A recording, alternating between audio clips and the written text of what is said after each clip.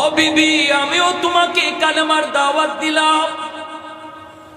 মুমিনের অন্তরে যখন ঈমান ঢুকে রে যুবক, ঈমানের দাবি হলো ঈমান চুপ থাকতে পারে না, ঈমান আরেকজনকে ঈমানের দাওয়াত দেয়। আওয়াজ দেয়া বলেন ঠিক কি না? মুমিনের আলামত, মুমিন ঈমানের দাওয়াত দিবেই দিবে। বেলাল হাবশিকে ও তোমার মারলু মাইয়া, জান যায় অবস্থা বেলাল হাবশি, মৃত্যু মুখে তিনি পতিত হয়ে গেলেন। এমন অবস্থায় আবু বকর সিদ্দিক রাদিয়াল্লাহু তাআলা আনহু বলতেছেন, বেলাল জানটা চলে যাবে, বেলাল জানটা বাঁচানোর জন্য তুমি জবান দিয়ে আহাদ আহাদ শব্দ বন্ধ করো, আল্লাহ আল্লাহ শব্দ বন্ধ করো। জান বাঁচানোর জন্য এতটুকু অনুমতি শরীয়তে আছে রে বেলাল, আর জবান দিয়ে তুমি আল্লাহ আল্লাহ বইল না। কিন্তু বেলাল কয়, আবু বকর আমি চেষ্টা করি, কিন্তু আমার মুখ দিয়া আল্লাহ ছাড়া কিছু বের হয় না। আমি চেষ্টা করি আবু বকর, কিন্তু আমার মালিকের নাম ছাড়া আর কিছুই মুখ দিয়া বের হয় না। এজন্য একজন মুমিন ঈমানের দাবি হলো আরেকজনকে ঈমানের দাওয়াত দেওয়া। সাথে সাথে যুবক তার বিবিকে ইসলামের দাওয়াত শোনায় দিল। ও বিবি, আমিও এমন এক কালেমা গ্রহণ করেছি যেই কালেমার ওজন 7 আসমান 7 জমিনের চেয়ে অনেক ভারী। তুমিও ওই কালেমা গ্রহণ করো। আমি তো শান্তির জন্য কত পাগল ছিলাম, অপরাধ এমন নাই যা আমি করি নাই, কিন্তু আমি কালেমা গ্রহণ করার পর অন্তরে শান্তি পেয়ে গেছি। আমার অন্তরে আর কোনো অশান্তি নাই, আমার অন্তর একদম প্রশান্ত হয়ে গেছে গো বিবি, আমি তোমাকে কালেমার দাওয়াত দিলাম। বিবি তখন বলতেছে, স্বামী গো আমিও কালেমা গ্রহণ করব, আমিও ইসলাম ধর্ম গ্রহণ করব, কিন্তু তুমি যেই কালেমার কথা বলেছ এই কালেমার ওজন 7 আসমান 7 জমিনের চেয়ে ভারী। আমাকে এই কথাটা একটু বোঝাইতে হবে, এর একটু প্রমাণ তোমাকে দেখাইতে হবে। কেমন করে?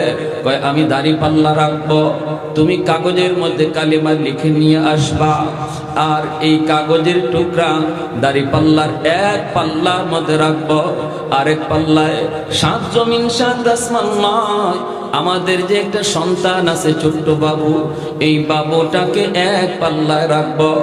এরপরে আমি পাল্লা টান দিব, যদি কালেমার পাল্লা ভারী হয় আমি কথা দিলাম আমিও কালেমা পড়ে মুসলমান হয়ে যাব। যুবক সাথে সাথে আমি স্বামীর দরবারে হাজির, হুজুর এখন সমাধান কেমন করে দিব? আমার বিবি তো এই শর্ত লাগায় দিল, ঈমানকে কাগজের মধ্যে লেখা, এই কাগজ ওজন দিবে, ওজন দাড়ি পাল্লায়, আরেক পাল্লায় আমাদের সন্তানকে রাখবে। আমি তো জবাব দিছি, হ্যাঁ আমি আসতেছি। আমি সব বলতেছে, আপনি সঠিক জবাব দিয়েছেন, তাহলে কোনো টেনশন নাই, টেনশন নাই। আমি কাগজের মধ্যে কালিমা লিখে দিচ্ছি, এই কাগজের টুকরা নিয়ে আপনি যান। আল্লাহ সব সময় কুদরত দেখায় না, কিন্তু চাইলে আল্লাহ কুদরত দেখাইতে পারেনি না, পারে না।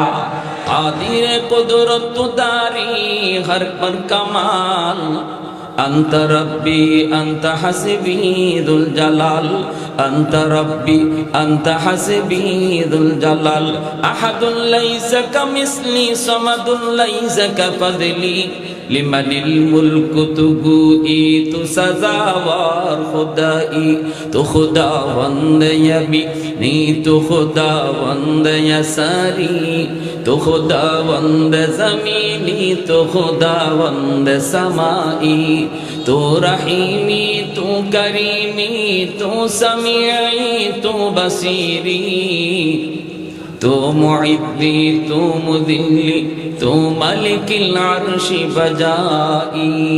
জোরে কোন আল্লাহু আকবার, আর একটু জোরে বলি আল্লাহু আকবার। আমির সাহেব কাগজের মধ্যে কালেমা খানা তিনি লিখে দিলেন, আর যুবক কাগজ নিয়ে রওনা দিয়েছে।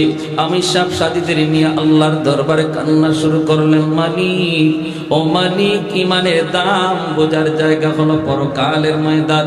দুনিয়ার বাজার ইমানের দাম বোঝার জায়গা নয়। দুনিয়ার বাজার হলো পেঁয়াজ রসুন চাউল ডাউল, এইগুলার দাম বোঝার জায়গা। দুনিয়ার বাজারে ইমানের দাম বোঝার জায়গা নয়। ইমানের দাম বোঝার জায়গা হলো হাসরের মাঠ। রুবামা ইয়াওয়াদ্দুল্লাযীনা কাফারু লাউ কানু মুসলিমিন। হাসরের ময়দানে আবু জাহেল উতবা সাহেবা সবগুলি আফসোস করবে আর বলবে, মালিক, যখনই দেখবে তার গোলাম কালেমা পড়ার কারণে মুসলমান হইয়া জান্নাতি হয়ে গেল, তখনই মালিক বলে আফসোস করবে আর বলবে, হায় রে, আমিও যদি এরকম কালেমা গ্রহণ করতাম।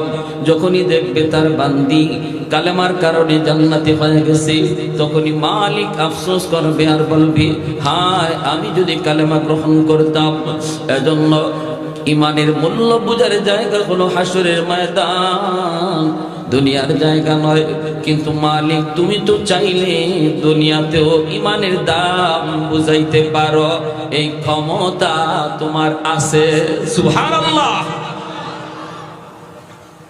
আমির সাহেব এইভাবে দোয়া করতে সাথীদের লইয়া আল্লাহর দরবারে তাদের দোয়া কবুল হয়ে গেছে। সুবহানাল্লাহ। যুবক যাইতেছে আর মনে মনে ভাবতেছে, এখন কি করব? বিবির কাছে যায় কেমন করে জবাব দিব, কি বলবো?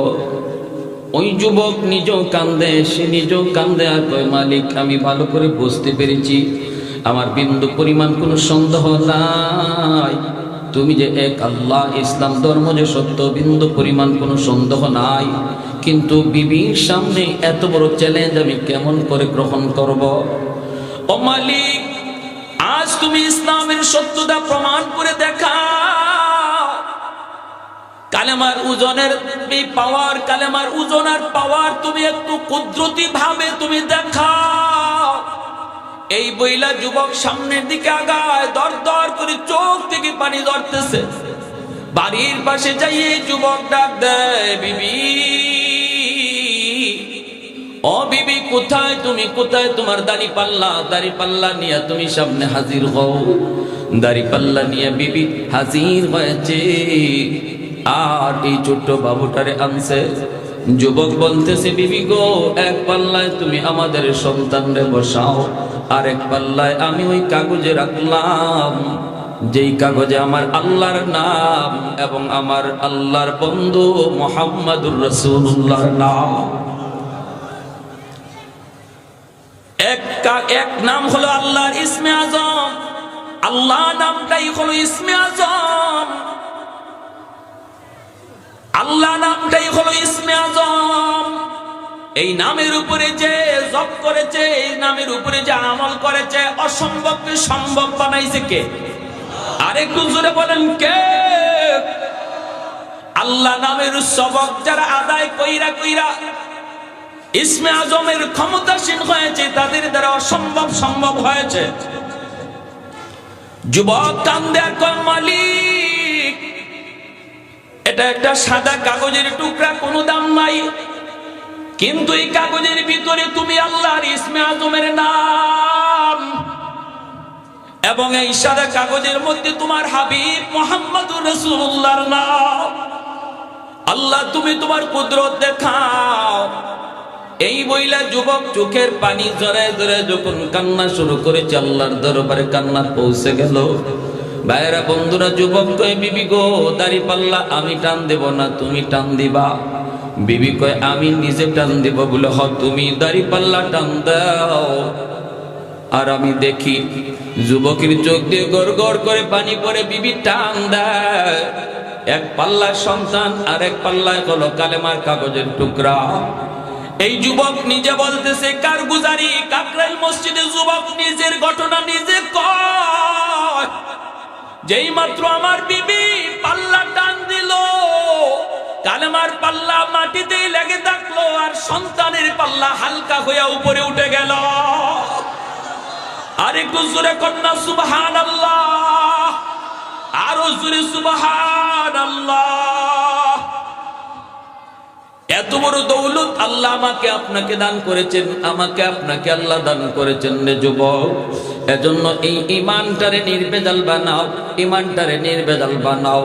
আমরা ওযু ভঙ্গের কারণ মোটামুটি জানি, নামাজ ভঙ্গের কারণও মোটামুটি জানি, কিন্তু ইমান ভঙ্গের কারণ কেউ জানি না, জানার চেষ্টাও করি না। একটা দুইটা কথা শুধু বলবো, বেশি বলবো না। এক নাম্বার হলো কোরআন হাদিসের সমস্ত বিধিবিধান মানার নাম হলো ঈমান। এর ভিতর থেকে কোনো একটা বিধান যদি কেউ অস্বীকার করে, সাথে সাথে হয়ে যায় বেঈমান। হাজারো হাজারো বিধিবিধান মানার নাম হলো ঈমান। হাজারো বিধিবিধানের ভিতর থেকে সব অস্বীকার করা লাগে না, শুধু একটা বিধান যদি কেউ অস্বীকার করে, সাথে সাথে বেঈমান। নামাজ বিশ্বাস করে, রোজা বিশ্বাস করে, হজ বিশ্বাস করে, কিন্তু পর্দা বিশ্বাস করে না, সুদ খাওয়া বিশ্বাস করে না, সুদ যে হারাম বিশ্বাস করে না, পর্দা করা ফরজ এই কথাটা বিশ্বাস করে না। কয় না না, ব্যবসা যেমন সুদ খাওয়া এমন, ব্যবসা তো সুদের মতোই। এই বইলা বইলা যেই মানুষগুলা তারা ব্যবসার মতোই সুদকে মনে করে, এদের ঈমান থাকে নাকি যায়? ঈমান আছে নাকি চলে গেছে? চলে গেছে। এজন্য ঈমান ভঙ্গের এক নম্বর কারণ, বিধিবিধানের ভিতর থেকে কোনো একটা যদি কেউ অস্বীকার করে, সাথে সাথে বেঈমান। দুই নম্বর ঈমান ভঙ্গের কারণ, সকল ধর্মকে কেউ যদি সমান মনে করে, ঈমান থাকে না। ইন্নাদ দীনা ইনদাল্লাহিল ইসলাম, আল্লাহর কাছে মনোনীত ধর্ম হলো ইসলাম, ঠিক কিনা? এখন যদি কেউ মনে করে ইসলাম ধর্ম যেমন ধর্ম, হিন্দু ধর্ম তেমন ধর্ম, খ্রিস্টান ধর্ম তেমন ধর্ম, ইহুদি ধর্ম তেমন ধর্ম, ইসলাম ধর্মের মতোই যদি অন্য কোনো ধর্ম কেউ মনে করে, তাহলে ঈমান থাকে না চলে যায়? ঈমান থাকে না চলে যায়? এজন্য সাবধান, মনে রাখবা, ওমান ইয়াবতাগি গায়রাল ইসলামি দীনান ফালান ইউকবালা মিনহু। আল্লাহ বলে ইসলাম ছাড়া অন্য কোন ধর্ম যদি কেউ আল্লাহর ধর্ম মনে করে, অথবা ওই ধর্মে কোনো অনুষ্ঠান পালন করে, তার কোনো আমল আল্লাহর কাছে কবুল হয় না। ভালো করে ইয়াদ রাখতে হবে আল্লাহর গোলাম। এজন্য একটু ইয়াদ রাখো, একমাত্র মনোনীত আল্লাহর কাছে ধর্মের নাম কি? আর একটু জোরে আওয়াজ দিয়ে বলেন, নাম কি? ইসলাম ধর্ম হলো একমাত্র আল্লাহর কাছে মনোনীত ধর্ম। এজন্য ধর্ম যার যার, উৎসব সবার, এই কথাটা আল্লাহর দোহাই বলবেন না। যদি বলেন ঈমান থাকবে। এজন্য ঈমান ভঙ্গের কারণগুলা ভালো করে ইয়াদ রাখবো। এই ঈমান যদি আমার নির্ভেজাল হয়, আল্লাহর পুরস্কার কয়টা? জোরে বলেন কয়টা? এক নাম্বার হলো হায়াতান তাইয়্যিবা, পবিত্র জীবন আল্লাহ তোমাকে দান করবে। পবিত্র জীবন, শান্তির জীবন, বরকতের জীবন। একজন মানুষ লক্ষ লক্ষ টাকা আয় করে, কিন্তু জীবনে বরকত নাই, সুদ খায়, ঘুষ খায়। সমাজে এমন আসেনি না নাই? আরেকটু জোরে কোন আসেনি না নাই?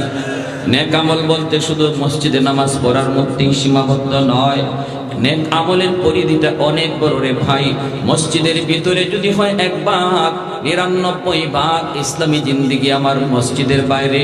দোকানের মধ্যে আমার নেক আমল আছে, ব্যবসার ভিতরে আমার নেক আমল আছে। 2 নম্বর শর্ত রাজার নেক আমল, ব্যবসা যদি আমার নবীর সুন্নত তরিকায় হয়, তাহলে ব্যবসার পুরা টাইমটা নেক আমলে গণ্য হয়ে যায়। আজান হয়েছে, দোকানের শাটার বন্ধ, সাথে সাথে আমি মসজিদে চলে যাব, মসজিদে নামাজ পড়লাম, তারপরে আমি আবার দোকানের শাটার খুললাম। মাপে কম দেব না, মিথ্যা কথা বলবো না। আমি আনছি জিনিসটা 200 টাকা দিয়া, লাভ করার জন্য বললাম 250 টাকা দিয়ে কিনছি, 300 না দিলে আমার লাভ হয় না। মিথ্যা বইলে যদি ব্যবসা করে, এই ব্যবসা আর নেক আমলে গণ্য হয় না। এটা সুন্নত তরিকার ব্যবসা না, ভেজাল ব্যবসা, ঠিক কিনা জোরে বলেন? এটা ভেজাল ব্যবসা, ভেজাল ব্যবসা। তাজিরুস সাদুকুল আমিন, কাহাতাইনি ফিল জান্নাহ। নবী বলেন যে ব্যবসায়ী সত্য কথা কয়, সত্য পথে চলে, সততার সাথে যে ব্যবসা করে, আল্লাহ নবী বলেন আমি নবী নিজে ব্যবসায়ী ছিলাম, শামসিরিয়ার ব্যবসা করেছেন আমার নবী, রহমতের নবী, যেরকম সুবহানাল্লাহ। শামসিরিয়ায় ব্যবসা করেছেন নবী, এজন্য নবী নিজে ব্যবসায়ী ছিলেন। এবং আল্লাহ নবী বলেন মানুষের রিজিকের ভিতরে 60% রিজিক আল্লাহ ব্যবসার মধ্যে রেখে দিয়েছে। যদি তুমি সততার সাথে ব্যবসা করো, ব্যবসা করতে চাও, শামসিরিয়ার ব্যবসায়ী নবী মুহাম্মদুর রাসূলুল্লাহর কাছ থেকে ব্যবসা শিখো। ব্যবসায়ী হতে চাও, আদর্শ শিখো মুহাম্মদুর রাসূলুল্লাহর কাছ থেকে। নবী বলেন যদি ওইভাবে তুমি ব্যবসা করো, আমি নবী বললাম যেহেতু আমিও ব্যবসায়ী, জান্নাতে তুমি আর আমি এইভাবে মিলে মিশে থাকব। আল্লাহর নবী আঙ্গুল উঠায় দেখাইছেন, এইভাবে জোড়া লাগায়, কাহাতাইনি ফিল জান্নাহ। সততার সাথে যে ব্যবসা করবে, নবী বলেন সে আমার সাথে এইভাবেই জান্নাতে মিলেমিশে থাকবে। 1 নম্বর শর্ত মাপে কম দেওয়া যাবে না। 2 নম্বর শর্ত খারাপ জিনিস ভালো বইলা দেয়া যাবে না। খারাপ জিনিস খারাপ কইয়েই বিক্রি করা লাগবে। কাস্টমারকে ধোঁকা দেয়া যাবে না। বুঝে আসছে? খারাপটা নিচের দিকে রাইখা ভালো জিনিসটা উপরে রাইখা বিক্রি করলে ব্যবসা হারাম। ঠিক কি রাসূল বলেন? ব্যবসা হারাম।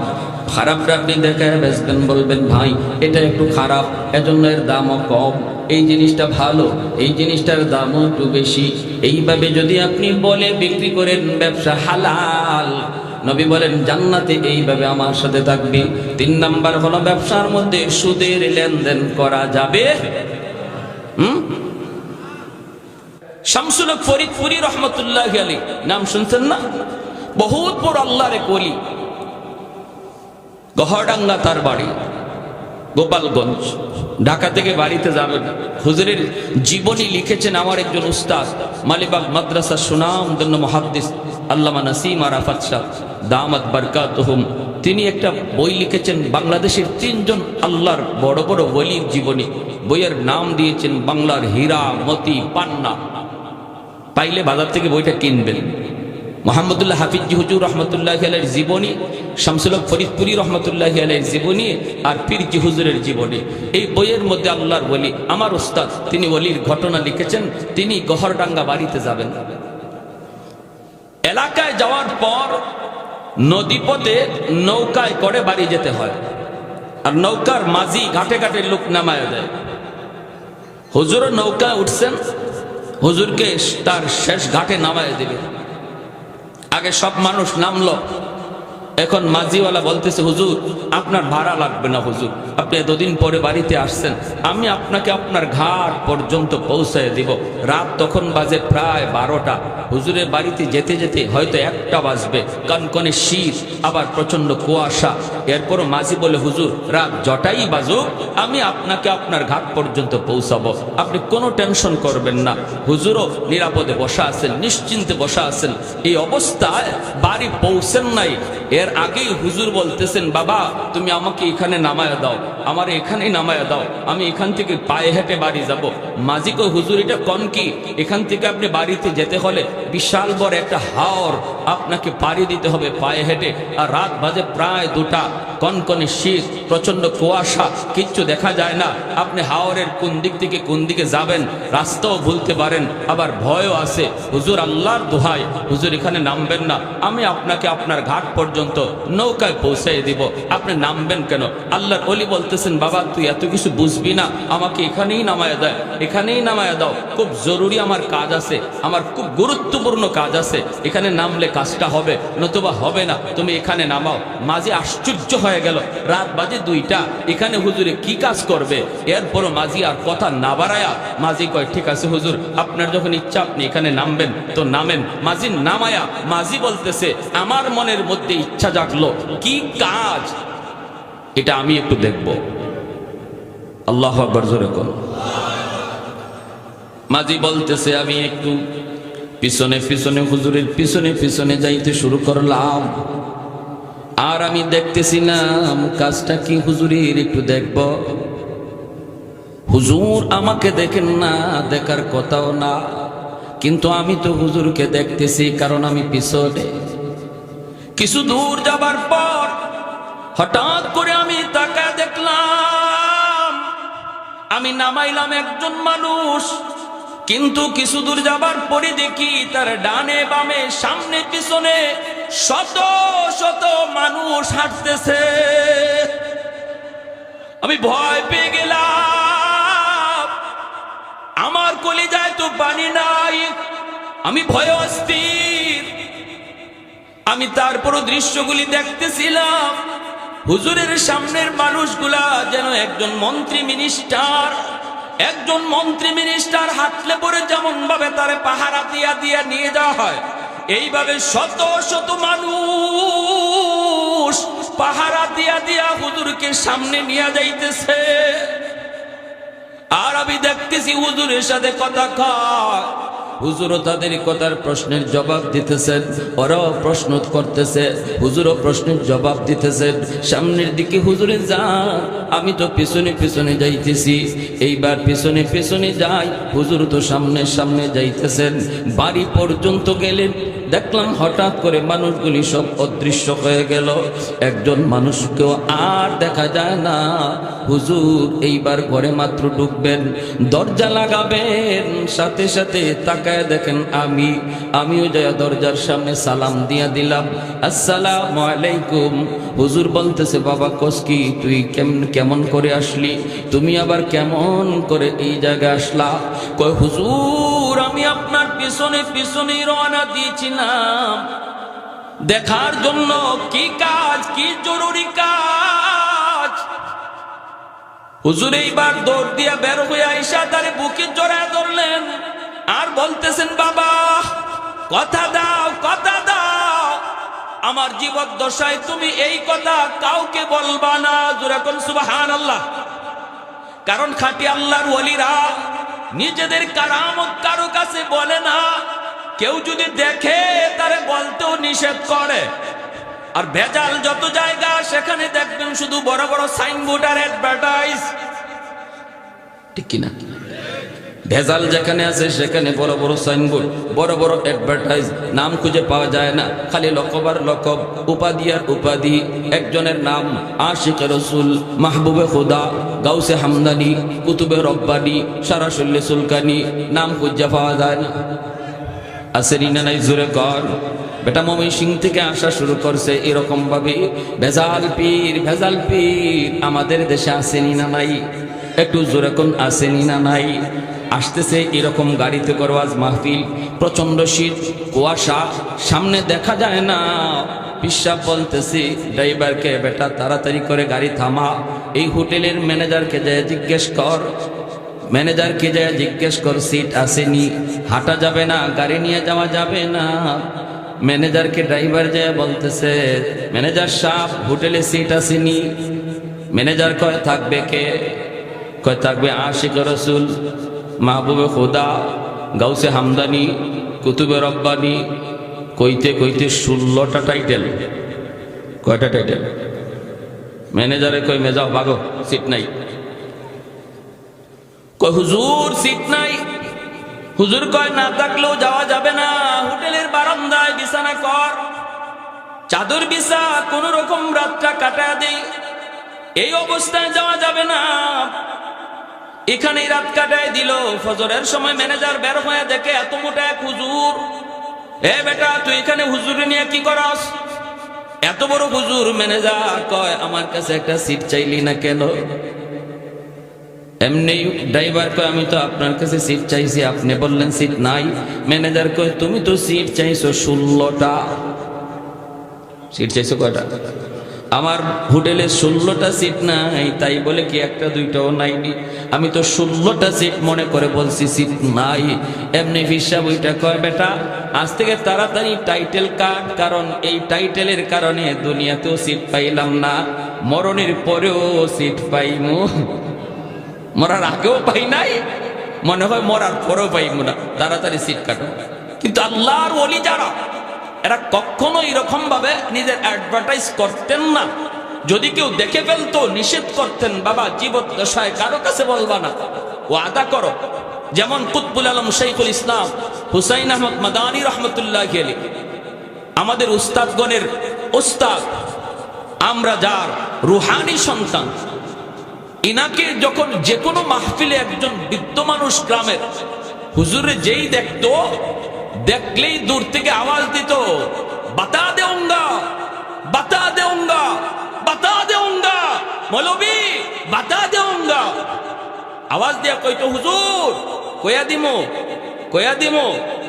যেই মাত্র কইতো খালি হুজুর কয়া দিমো, মাদানী আলাইহির রহমান নজর পড়তো ওর দিকে, পড়লে উনি সামনে যারা থাকতো সবরে হাত দিয়ে এরকম সরাইয়া কুতবুল আলম দৌড় দিয়ে এই লোকটার কাছে আসতেন, আইসেই চাপ দিয়ে বুকে জড়ায় নিতেন আর আদর করতেন আর বলতেন, নেহি বাতাও, নেহি বাতাও, নেহি বাতাও, বলো না, বলো না, কইও না, কইও না। হেও কইতো ঠিক আছে। ওইসে নি কারবার। পাবলিকে যে জিজ্ঞেস করে, আলেম ওলামারা ওই লোককে জিজ্ঞেস করতো, চাচা কি আপনি কয়ে দিবেন, কয়ে দিবেন কি সে কন্যা, নেহি বাতাও, বলবো না, বলবো না। পাবলিক যেই বলতো, মিয়া কও না, তুমি যেখানে হুজুর দেখে এখানেই তুমি এরকম ভাবে চিল্লায় উঠো, বাতা দেউঙ্গা, আর হুজুর দৌড় দেয়া তোমার বুকের সাথে বুক মিলে আদর করে, আর ঘটনাটা কি কও না, কই মনে এসে নি কাম। কুতবুল আলম শাইখুল ইসলাম হুসাইন আহমদ মাদানী রহমতুল্লাহ আলাইহির যখন ইন্তেকাল হলো, ইন্তেকালের পরে এই লোকে কয়, এখন কইমু, এখন কইমু। পাবলিকে কি কও, কয় গঙ্গুর এক এলাকা দিয়ে আমি যেতেছিলাম, রাত বাজে তখন 2টা, একটা ঘরের পাশ দিয়ে যাচ্ছি, হঠাৎ করে আমি দেখলাম এই ঘরের ভিতরে জিকিরের আওয়াজ, আর এই জিকিরের আওয়াজের সাথে ঘরের দরজা, জানালা, ঘরের দেয়াল সব জিকির করতেছে। যে মানুষটা ঘরের ভিতরে জিকির করে, তার জিকিরের সাথে দরজা, জানালা সহ সমস্ত ঘরের বেড়াগুলি পর্যন্ত লাফায়া লাফায়া জিকির করতেছে। এই দৃশ্য দেখে আমি থেমে গেলাম। ঘটনা কি, ঘরে কে কে এমন জিকির করে, কে এত বড় বুজুর্গ, কে এত বড় আল্লাহর কুতুব। আমি আজকে নির্বিলি দাঁড়ায় রইলাম যে দেখি ওই মানুষটাকে। একটু পরে দেখি ফজরে আজান হলো, ওই মানুষটা দরজা খুললেন, তিনি মসজিদে যাবেন, দরজা খুলতেই দেখি তিনি আর কেউ নন, তিনি কুতবুল আলম শাইখুল ইসলাম হুসাইন আহমদ মাদানী রহমতুল্লাহ। আমার দেখেই হযরত দৌড় দিয়ে এসে আমার বুকে জড়ায় ধরছেন, ধরে বলতেছেন, তুমি কিছু দেখছো? কয় হুজুর সব দেখছি। সুবহানাল্লাহ কর না। তুমি কিছু দেখছো? কয় সব দেখছি। তখনই হুজুর বুকে জড়ায় ধরে বলতেছেন, ওয়াদা দাও আমার জীবদ্দশায় কারো কাছে বলবা না, যদি বলতে হয় আমার ইন্তেকালের পর, আমার জীবদ্দশায় তুমি এই কথাটা কারো কাছে বলবা না, তুমি তা দেখছো। কয় ঠিক আছে হুজুর, ওয়াদা দিলাম কারো কাছে বলবো না। এজন্য জীবদ্দশায় আমি বলি নাই। এখন উস্তাদরা বলতেছে, উলামায়ে কেরাম বলতেছে, তো তুমি এইরকম হুজুরকে দেখলেই দূর থেকে আওয়াজ দিতা, বাতা দেউঙ্গা, কয়ে দেবো, কয়ে দেবো, এটা কেন করবা? এই কাজটা কেন করতেছো বা এই কাজটা কেন করছো? তখন কয়, আমি কেন করছি বলবো? এরপর থেকে আল্লাহর ওলির প্রতি আমার অন্তরে এমন মহব্বত জন্মেছে, এমন ভালোবাসা জন্মেছে, আমি যদি উনার সাথে মুআনাকা না করি অথবা মুসাফা না করি, আমার অন্তরে যেন আগুন জ্বলে। উনাকে যখনই দেখি তখনই আমার মন চায় কোলাকুলি করি, তখনই মন চায় মুসাফা করি। কিন্তু আমি একজন সাধারণ মানুষ, আমি হুজুরের কাছে যাব কেমন করে? তোমরা এত বড় বড় হুজুর, চার দিক দিয়ে হুজুরকে ব্যারিকেড দিয়ে রাখো, আমাদের মতো সাধারণ মানুষ হুজুরের কাছে যাওয়ার সুযোগই পাই না। এজন্য আমি চিন্তা করলাম একটা বুদ্ধি বাইর করি, এত মানুষ ঠেললে হুজুরের কাছে যাওয়া লাগবে না, হুজুরকে আমার কাছে কেমনে আনা যায়? আমি যাব কেন? হুজুর আসবে, এজন্যই আমি দূর থেকে আওয়াজ দিতাম, বাতা দেউঙ্গা, কয়ে দেবো। আর তখনই হুজুর তোমাদের সবরে ঠেইলা, তোমাদের সবরে সরাইয়া আমার কুলে, আমার বুকে বুক লাগায় মুআনাকা করতেন। আমার মনের ইচ্ছা পূরণ হয়ে যেত। জোরে কন্যা সুবহানাল্লাহ। আমার ভাইয়েরা, বন্ধুরা, যুবক, এজন্য বলতেছি একটু মনোযোগ দিয়ে শোনা। যেই মাত্র এই মাঝি কই, হুজুর আমি কারো কাছে বলবো না গো হুজুর, কথা দিলাম আমি কারো কাছে বলবো না। কিন্তু ওই মানুষগুলি এরা কারা, কি এদের পরিচয়? আমি আপনাকে নামাইলাম একা, দেখলাম আপনি একা, হঠাৎ করে এত মানুষ, কি এদের পরিচয়? আল্লাহর ওলি তখন বলেন, বাবা তাহলে আমি ঘটনাটা তোমাকে খুলে বলি রে বাবা, কারো কাছে তুমি বইলো না, আমার জীবদ্দশায় তুমি কারো কাছে বলবা না। শুনো, আমারও নিয়ত ছিল নৌকায় করে আমি বাড়িতে যাব, আমার ঘাটেই তো নৌকা যাবে, কেন আমি এই জায়গায় নামবো? পায়ে হেঁটে কেন আমি এই হাওর পাড়ে দেব? রাত বাজে 2টা, প্রচন্ড শীত, কনকনে কুয়াশা, এই যে রাস্তাগুলি দেখা যায় না। আমারও তো নিয়ত ছিল বাড়িতে যাব নৌকায় করে, পায়ে হেঁটে নয় রে। হঠাৎ করে এই এলাকার জিন্নাতের সর্দার আমার কানে কানে আইসা বলতেছে, হযরত সালাম দিয়ে কয়, হুজুর আজ দীর্ঘদিন যাবত আমরা আপনার অপেক্ষায়, আমাদের ভিতরে অনেকগুলি সমস্যা চলতেছে, সমাধান দেওয়ার মতো কেউ নাই, কেউ নাই, কেউ নাই, মারামারি লাগার সম্ভাবনা রয়েছে, যে কোনো মুহূর্তে খুন খারাপি হয়ে যেতে পারে। এক বাক্যে সবাই আমরা মেনে নিলাম, যদি আপনি আমাদের মাঝে হাজির হন, আপনি যদি সিদ্ধান্ত দেন, সবাই এক বাক্যে আপনার সিদ্ধান্ত মেনে নিবে, কেউ কোনো আপত্তি করবে না। আবার সবার ভিতরে আপনার শ্রদ্ধা ভক্তি রয়েছে, এক বাক্যে সবাই মেনে নিল, আপনি যা বলবেন তাই ঠিক।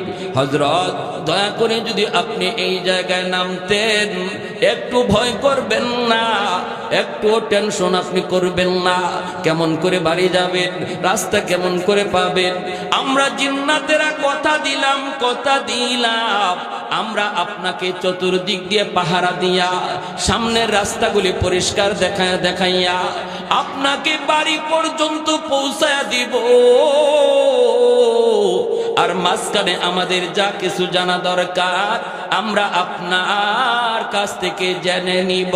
জোরে কোন সুবহানাল্লাহ, আর একটু জোরে সুবহানাল্লাহ।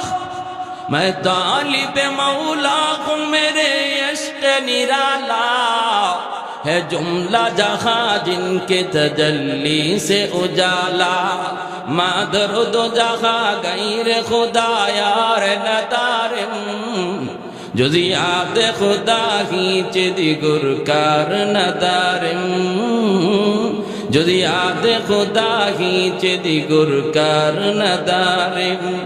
এজন্য বলতেছিলাম, আল্লাহর নবী রহমতের নবী কয়, উম্মতের দল তোমরা যদিও উলামায়ে কেরামের